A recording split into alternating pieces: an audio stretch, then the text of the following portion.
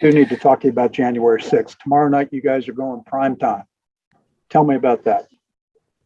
So tomorrow night, we'll start a series of hearings. It's the culmination of almost a year's worth of work of the January 6th committee. We've interviewed 1,000+ people. We have over 100,000 documents, and really have done a comprehensive investigation of everything leading up to the events on January 6th, the events of that day.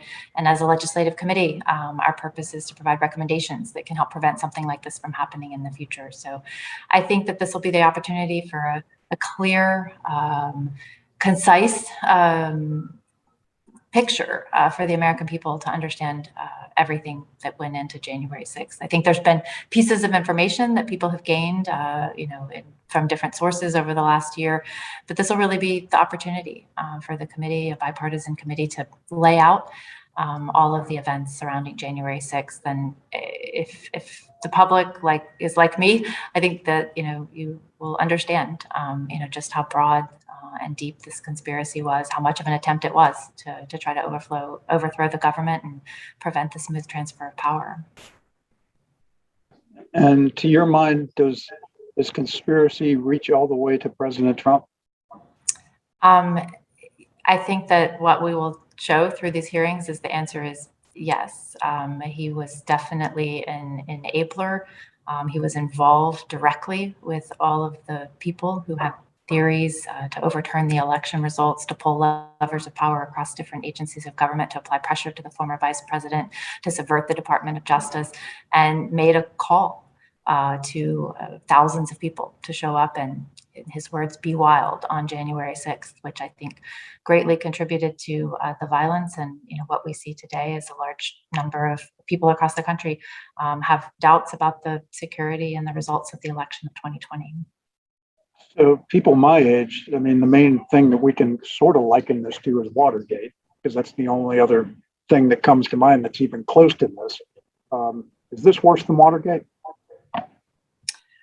So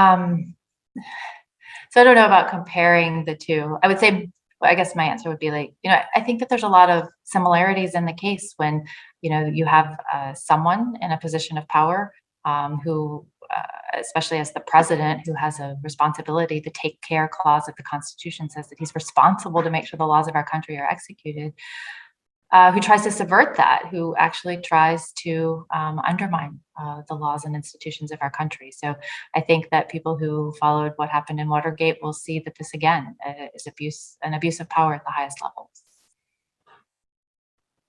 Sorry, I'm going back and forth between my mute button because I've got noise in the newsroom here. I got two questions for you from our sister station, WUSA, which is also a Tegna station, as I'm sure you know, there in Washington, Channel 9. A reporter named Adam Longo. I don't know if you've ever talked to him or not, but he wanted me to ask you a couple of things. Question number one from Adam. What impression do you think people will get after watching Thursday night's here? I think that Thursday night's hearing will frame the work of the committee. If anything, it will draw people in to say, it might have been over a year since this happened, but the events that led up to January 6th, the things that set the groundwork for something like this to happen, they haven't gone away. The former president is still out there, essentially rallying to his supporters, claiming that the election was stolen. And, these are real threats that still exist today. To our democracy, to our democratic institutions. And, I think people are going to pay attention because they're going to realize this is actually not something in the rearview mirror. It's a very real threat today and in the future. Okay, and Adam, question number two. What was behind the decision to elevate this committee's work and profile and schedule the hearings during TV's prime time?